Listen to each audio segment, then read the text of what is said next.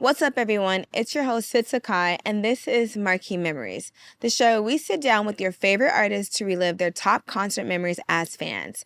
Our guest today is a songwriter, producer, and multi-platinum alt-pop artist who's generated billions of streams and charted on Billboard 100 with his hit song, Sunday Best. With the seventh studio album on its way, everyone, let's welcome Colin Padalecki. What's up? What brings you to LA? So I'm here just doing a bunch of press for the album, and then just taking some sessions, writing songs always. Never really turned that switch off, so. Nice. Speaking of albums, since we're in album mode, tell us a little bit about it. Yeah, I just submitted it yesterday, actually. Yeah, I've been working on it for like close to 2 years. Nice. And yeah, I just think it's some of my favorite work to date, and I think it's just very honest, very has a lot of silver linings in it, and it means a lot to me. So I'm excited to put it out. Nice. You spoke about honesty. We're going to get real raw and real here. Of course, let's do it. Tell us a little bit about that. Like, what makes it so honest and so heartfelt this time?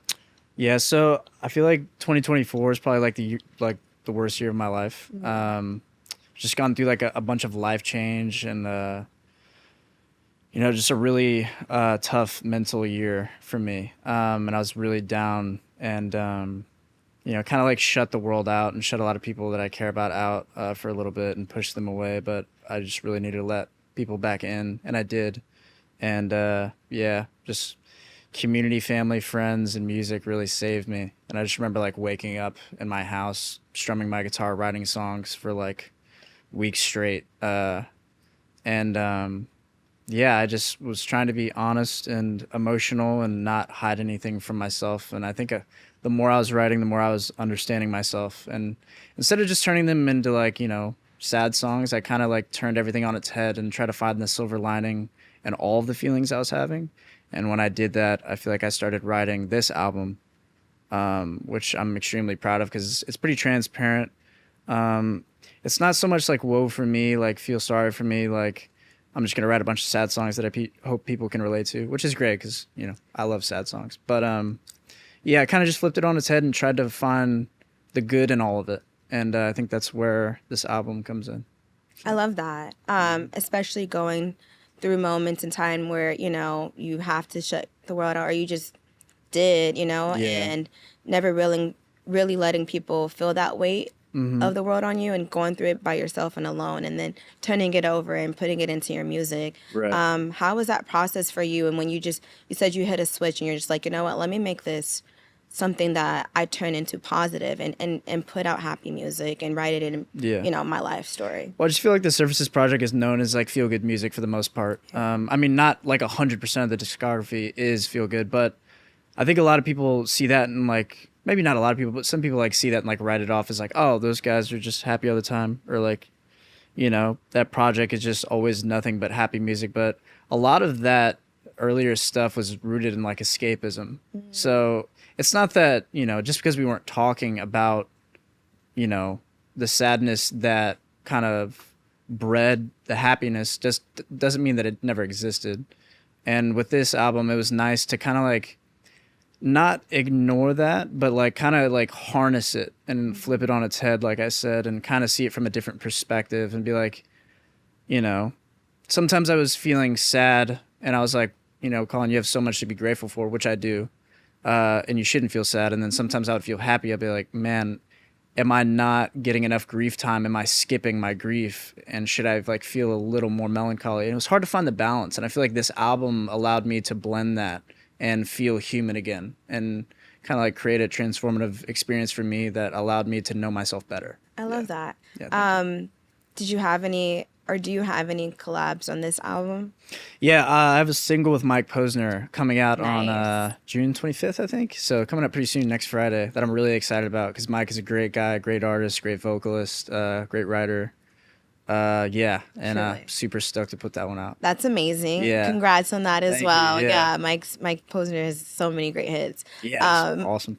How was that creative process? And do you guys have like an established relationship, like personal wise? So I remember we used to talk I don't know if it was during COVID or before COVID, but it was like right before he was about to climb Mount Everest because he was like going on like his like his kind of like adventure era, and we talked and we big. had a great talk, and he just seemed like just such a bright and happy guy, even just like FaceTiming or Zooming. I don't know what we did at the time, and then fast forward 6 years later, the song "Blame It All on Me" that's coming out with him. It was actually the first song I made for this album. I think it was last summer, maybe. I made it with friends at a lake house in Texas, and it just felt like something, the start of something new, as far as like a new chapter. And so I've been sitting on it for a while, and it's always been like a really special song to me. But then Mike got a hold of it because of management, and he knows we're fans of each other. So he called me, like asking me about it, and he said he really liked the song, and he wondered if he could like help me finish it. I was like, I would love to, And we ended up writing his second verse together. And I don't know if I'm allowed to say this, but he's like back in Texas, or I don't know if he's back in Texas, but he is in Texas now. So it's nice to like, be able to like drive and go like hang out with him and like shoot content and, be friends I and love that. create the music together. So I think it was all supposed to happen the way it was. It was like a nice batch of fate. That's so great, and I look forward to listening to it. Yeah, thank you. I mean, I kind of got a snippet, but yeah. just me. No, I'm just kidding. "Call Me When You're Home" that's the first single that was Yeah, released, that was right? the first single released. Yeah. Amazing. Thank you. I've heard it on TikTok, but I also heard it on Spotify. Appreciate it. Yeah. I can appreciate when all the fans and just like people of all generations all over the world, like how is it bringing these people together? Like how does that feel to you, bringing different ages, different like a diverse realm of people together? It's been cool. That song was fun because I did something I really didn't do before, which is like I guess I was like kind of making videos of it while I was writing it, because I guess I was just like so excited about it. Yeah. So it was cool to like let people in on the writing process a little bit. So that was like special. And I've never been like crazy big on like TikTok. Like I don't really use it that much just as a consumer, but I think it's special the way it lets young people connect and, old people alike, whatever age you are. And I don't know. I've been trying to like get the hang of it, like my mind doesn't really work like that. Yeah. So like anytime I feel like the natural, want to like post something like that, like for instance, me writing "Call Me When You're Home" on piano, I try to capture it like as authentically as possible, because like I'm not good at like the skits and like the the gotcha moments. So I try to capture authenticity within myself as best as I can, which like TikTok could be really cool for that. Honestly, I feel like the more raw you are, the more people gravitate towards it. Yeah, like, I agree with that. I just go out there and do it. Whatever. Yeah. If you like it, if you like me, great. If you don't, great. Like, so. Yeah. And I think you as like a musically inclined person, like, and a professional, everybody's like, wow, like you have great vocals, you have, you're great with instruments. And I think that people like me and fans who just love music can appreciate that. So yeah, I mean, I'm still, I didn't grow up with like any theory or anything. So like I consider myself a writer more than anything, because I just feel like I'm like good at decoding myself. But the rest I think is on its way. we can connect to it though. I will tell you that. it. So thank you. Appreciate you saying that. Shall we hop into some of your memories? Yeah, of course. Let's do it.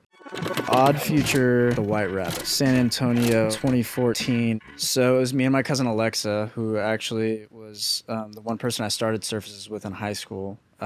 She's a singer.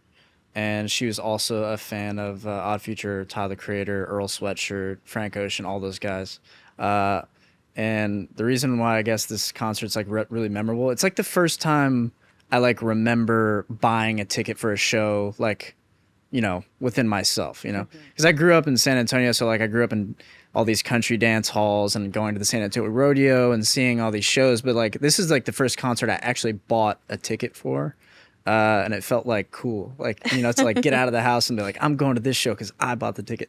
But yeah, it was a crazy show. I remember a bunch of people from my high school had went, and Tyler the Creator put on a really good show. And like, it's like this whole collective of really talented artists, hip hop artists that I think are amazing. And yeah, it's a really formulating experience because like there's so much energy. I just remember like how energetic Tyler the Creator is even back then, and just like the stage presence, and I don't know. Yeah. It's awesome. That is amazing. You got to see, and you said Frank Ocean, right? Yeah, it was so funny. I remember so like it's a collective of artists, or was, and they're all on stage, doing their thing, whether they're singing, rapping, or not. And there was one guy who had his arms crossed, laying with his back on the wall. There's like a brick wall. Or I don't know if it's still there because now it's called like the Paper Tiger. But anyway, for all intents and purposes, there's still a wall there. There's this guy just like pinned back on the wall, and he had a towel over his head, a white towel, and did not move the whole show from what I remember. And I was like, who is that? And then they have this song that's kind of like a cipher. It's called Oldie. I don't know if you're familiar. And I think almost every member of Odd Future has their part. And then Frank Ocean's part comes up. I think it's like middle of the cipher. It's been a while since I've heard that song. And then he takes the towel off his head and it's Frank. Oh, and I'm like gosh. right front stage. And he just raps Oldie like right in front of my face. And I'm like, this is like, what, 2 years after Nostalgia Ultra came out? So like I'm a huge Frank fan at that point. I mean, everyone kind of was and is. But it was amazing. I was like, oh my gosh, like that's like one of my favorite songwriters, lyricists, singers same. ever. That's Crazy. dope. Yeah, because then I think after he came out with Blonde. Blonde was 2016. Okay, yeah, it's starting to. Sorry, Yeah, it's high school. I got all fuzzy. I was a senior in 2014, or I graduated in 2014, and I just remember like the Frank Ocean Odd Future stage, like just the tie. What did you wear? Do you remember what you wore? It was probably like a donut shirt. Yeah. Like the OF donut. I remember the high socks, like the high socks, the right? shorts. Yeah. It was probably something like that, or probably like some Frank merch that I probably found. I don't remember. That's a good question, actually. I have such a hazy memory when it comes to like stuff that far back.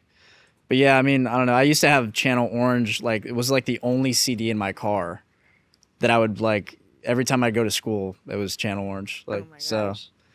I mean, I was a big fan of Tyler the Creator. I think he's like just a creative genius. How he just brings this entire wave of creativity with each album. Like he can brand each album its own way. I mean, like everyone knows he's just like so kind of like leads the industry in that. I feel like he always has like some kind of palette or some kind of marketing or it just always feels cohesive and it feels like him.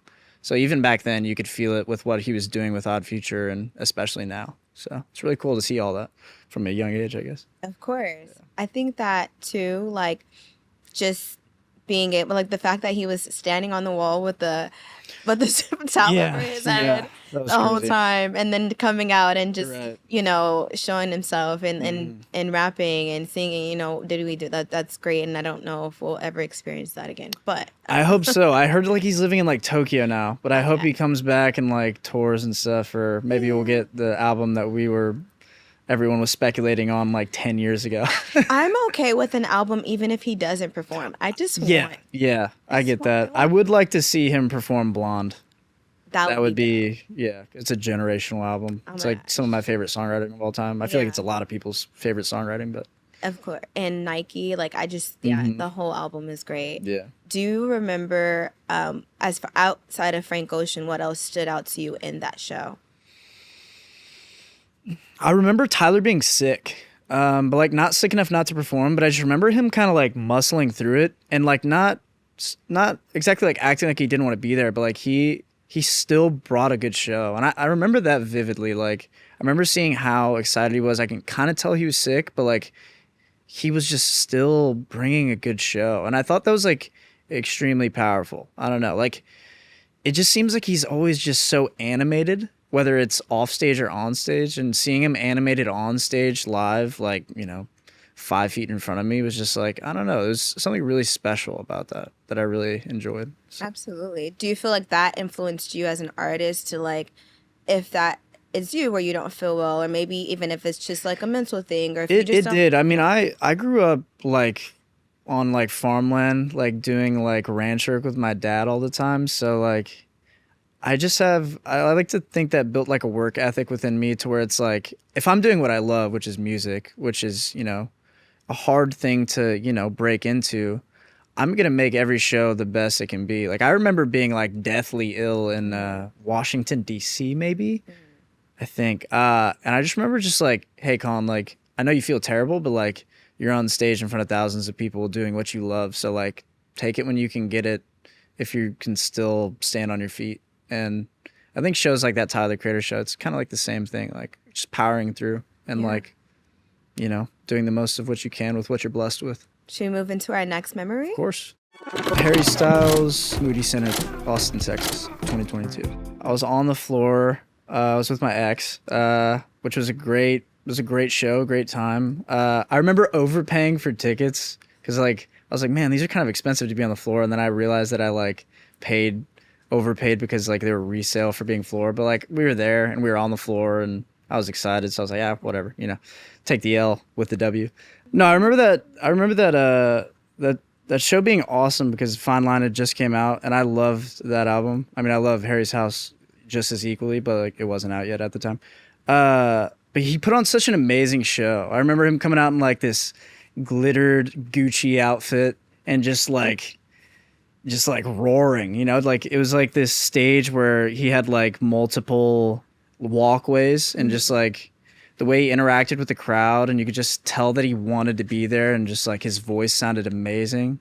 His stage presence is something to be studied too. I feel like he's just an amazing performer, and I love his songwriting. I love his vocals. I think he's a star, much like the rest of the world. He is. Yeah. Speaking of that, I just pulled up the set list from the exact show from the Moody Center, September 25th, 2022. Do you remember this set list? Okay, yeah. I remember him coming out to Daydreaming. Yeah. Yeah, this was crazy. What song hit the most, like, for you when you were like, whoa, this is, like, memory of the lifetime. That's why I'm talking about it today. I think I remember like not thinking that much of the song Satellite, but when he performed that, I got like chills. I was like, that song is amazing. And I think there's something powerful about shows where it's like, you know, maybe you don't pay attention to a song as much until someone like performs it to you and you're like, it makes the lyrics connect more than just like listening with just headphones. I don't know. And Satellite's just like an amazing song. And I remember everyone putting their phones up and like shining their lights, and I don't know. I just thought it was fantastic. And like that song, I don't know. Music for a Sushi Restaurant, I think, is just like such a weird song, but like awesome. Like like the percussion's like so strange and awesome, and I don't know. I feel like these two albums like have so much personality. And I like seeing that. It's like makes for, I don't really listen to pop music, but I feel like this type of pop music is like extremely for me. Also, like you said, like hearing it live versus like just on your headset creates a whole different realm for people to connect to. Because I feel like even when I go to different shows, and like you said, there's going to be songs you may not know or you don't feel like you've connected to as much, and then you hear them live and you're like, wait, like it's almost like it just hit my chest. Like, wait, Yeah. I like this very much more than I thought that I did. I don't know. And there's something like really exciting about him putting out like those two albums that like back to back, like Fine Line and Harry's House Tour. Is just like, it's so much good music and it's new, and he's like performing most of the new music, which is awesome. Cause like I feel like not a lot of artists get to do that. Like, you know, cause like I feel like some artists' discographies are like so big, but I feel like his is kind of just getting started. Like now I think he's only on album 4, about to do album 5. So at that time he only had 3 out, and those two albums, Fine Line and Harry's House, I just think are immaculate pop albums. Like they're just so good and catchy and well written. And I know he made it with Kid Harpoon, who I think is like an amazing producer and writer. Yeah, I think they just did such an incredible job on Harry's House, especially. Yeah, for sure. I think, well, I guess that goes into just his stage presence and how you perceived it at that show. Have you taken any notes in putting that into your own show, and how fans receive you when they're on the opposite end?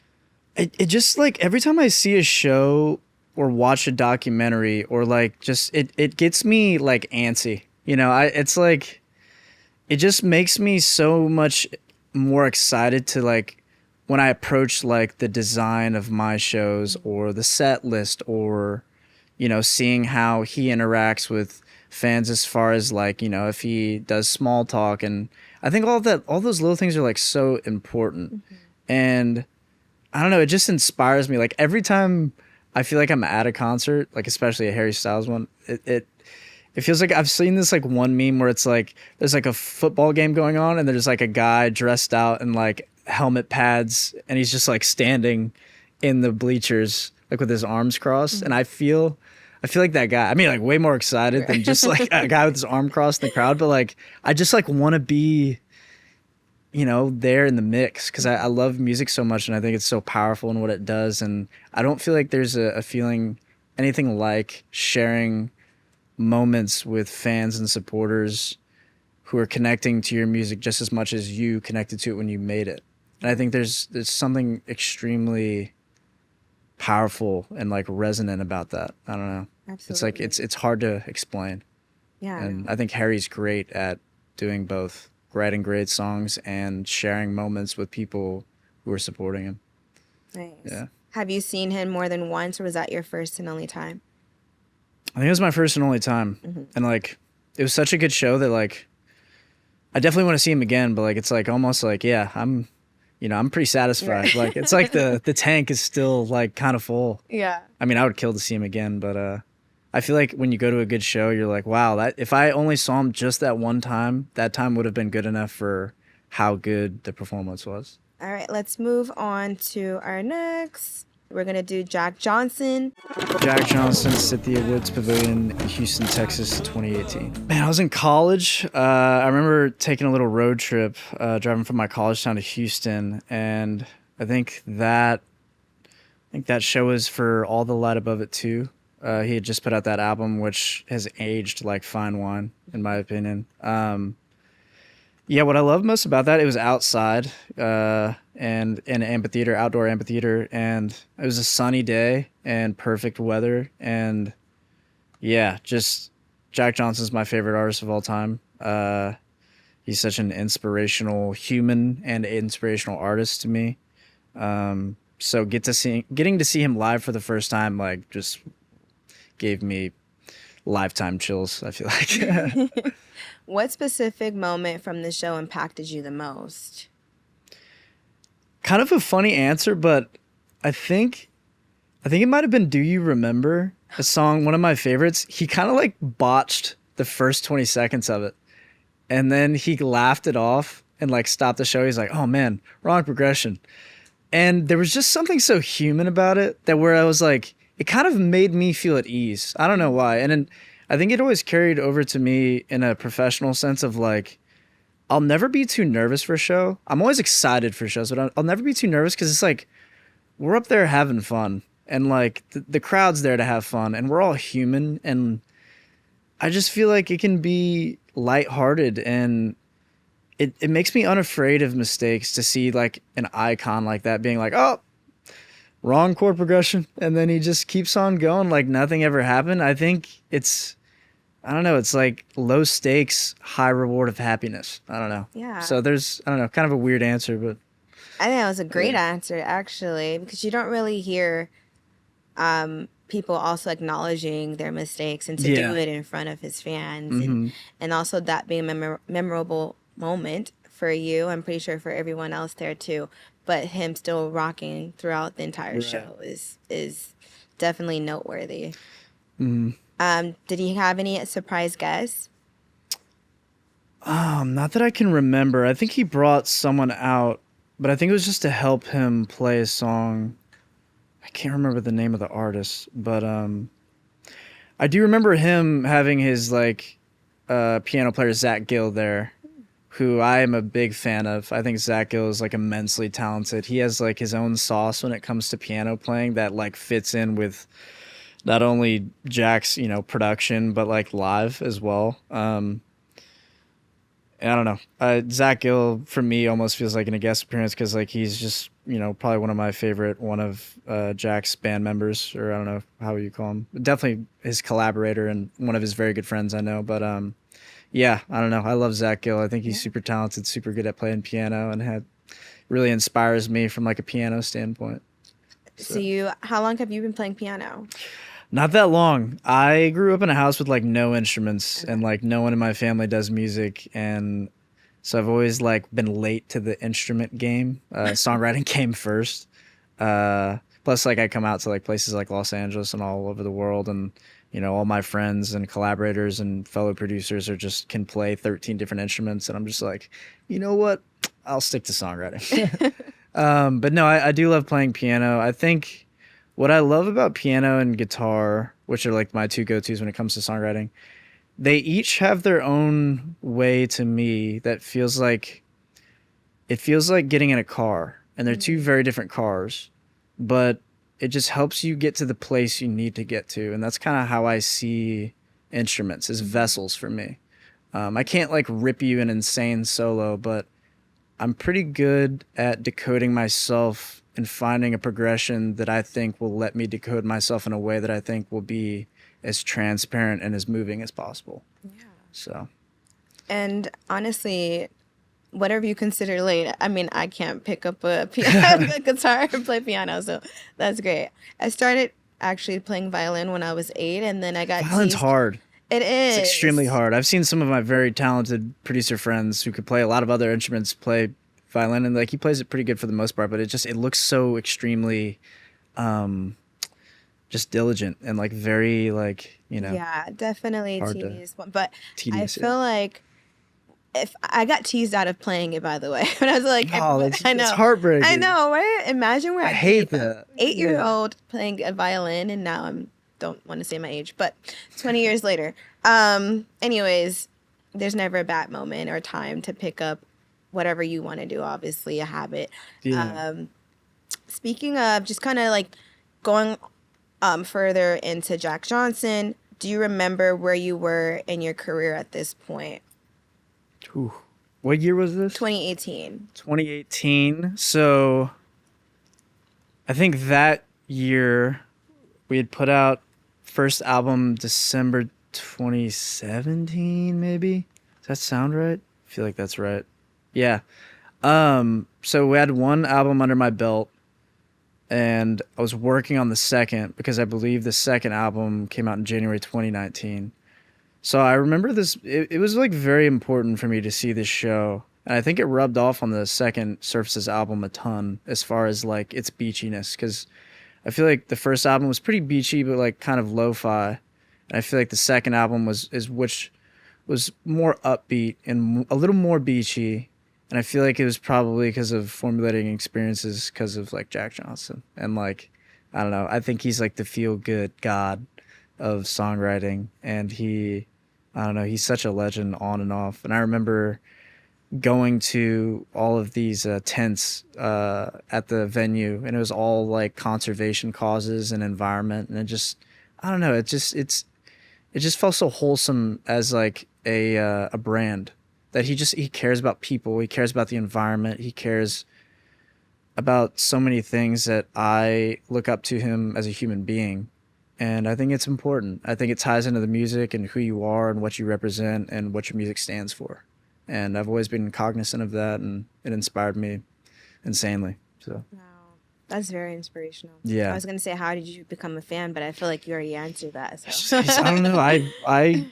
Again, I didn't grow up in a household with instruments, but my older cousins and my brother, we would go to the lake, and they were all kind of learning acoustic guitar at the same time. And like, a lot of people would probably agree with me that like a good artist to get into if you're learning the acoustic guitar is Jack Johnson, because like I would probably bet that like over 80% of his discography is straight up acoustic guitar, and it's just guitars that translate extremely well. I mean, songs that translate extremely well on guitar, and that rubbed off on me a lot because the songwriting was just so honest. It was just so transparent, and it just always kept looking on like the brighter side of things, and it really made me fall in love with feel good music. And I don't know, I think music can be the most powerful tool in the world when it's used for good and it's used for making people happier and connecting people. So him, I guess it was like a no-brainer that he would become my favorite artist and kind of like an icon on and off the court. So yeah. Well, I think that was amazing memories of Jack Johnson. Yeah. I gotta. Sorry, I could talk about that guy all day. We're gonna go into our last memory, and this is Willie Nelson. Willie Nelson, Moody Center, Austin, Texas, 2022. I think Willie Nelson was opening up for George Strait, and just two amazing country artists, like icons, that are like two of my favorite country artists. I love traditional country. I grew up in dance halls my whole life in San Antonio. So taking like a quick little drive to Austin to see, Willie Nelson, who, is getting pretty up there in age, opening up for George Strait was just like a no-brainer. And like, I honestly, like, probably one of the more rare concerts that I think I'll ever see in my life. And I thought it was like a must go.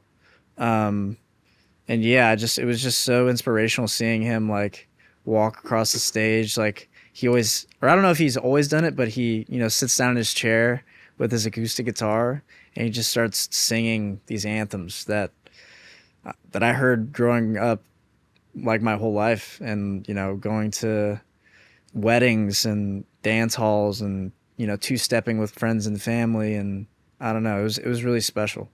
For sure. I think, like you said, he is a little bit older, but he's has such a long list and long, I think, influence in music, I think, across the board from when he started till today. How do you feel like he influences you, like being obviously a more country prone, but so how does he influence you as an artist today in today's generation? I think country is one of the more impressive genres when it comes to storytelling. I think a lot of genres represent storytelling really well, but I don't know, it always inspired me to just paint a vivid picture of a chorus. And it's like, I think in country there's like an old saying, it's like, get to the chorus, right? When songwriting. And I feel like in the Surface's discography, I always made it adamant, or I feel like I usually wrote the chorus first, which I don't always do, but I feel like in the beginning of my career, coming off of, listening to so much country music, I feel like it was always important to me. And it was always just, I feel like with traditional country at least, and, guys like Willie Nelson, it was like them writing about their real experiences and being honest and being, trying to transcribe and paint their surroundings around them as accurate as possible. And I think it's super special. And it's cool seeing guys like, George Strait, who, some consider the king of country. I do. And, he has songs like Amarillo by Morning and like talking about San Antonio and Amarillo and all these Texas cities, and like such relatable verses and relatable lyricism that like makes you feel at home. Like when I listen to country, no matter where I'm at, like traditional country or Texas country, which are my two favorite genres of country, I just feel like I'm home. And I feel like I'm with my loved ones in these dance halls or out on the farm. And like, I feel so warm and fuzzy. I don't know. It's just like a deep connection thing. So. I'm going to bring up the set list for this one too. Does this look familiar to you? I remember him coming out to Whiskey River because that's my favorite Willie Nelson song. Will Whiskey River take my mind? God, he's got so many good. Mamas Don't Let Your Babies Grow Up to Be Cowboys is a classic. On the Road Again, come on. Georgia on My Mind. I love his cover of that. It's so good. Funny How Time Slips Away is probably like my second favorite. It's like some of these are like, I don't know. I love Willie sad songs. I'm like a sad song Willie boy. I just think like there's so much feeling there, and I don't know. It's Funny How Time Slips Away is just like, it's like this song about heartbreak and like letting go of someone who you used to be so close with. And it's funny how like you're almost like a stranger to them now. And I don't know. It's so powerful. And I don't know. He's a legend in his own right. And I don't know. Even at that age, he just put on a heck of a show. And like, I'm just lucky to have seen him that time. So I think it's just like the tenderness of his age and just knowing that like, legends like that are getting older, and it's just so unique to like you know he's only on that stage because he wants to be. Like, he doesn't have to sell tickets. He doesn't have to go on tour. Doesn't have to play songs. You know, it's not like he needs anything from it. He does it because he loves it.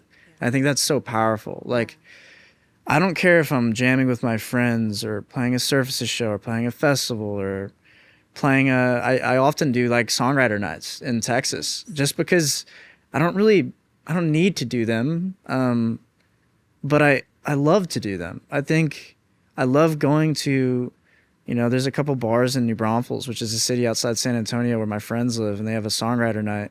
And I love going there just listening to people like locals who are just writing songs that mean a ton to them. And I love doing the same. And I love, you know, I don't even post about it. I don't go on like Instagram and be like, hey guys, I'm going to be at this bar and singing this song. I tell my friends and they show up and, you know, we have a few beers and listen to other people's originals. And then I'll play a couple that either I'm writing or have just written or have put out in the past. And it just reminds me why we're all here. And guys like Willie Nelson, it's amazing to see someone at that age do it for the love of the game. I think it just speaks how powerful music is and how lucky we are as artists to be able to do it at any point in time.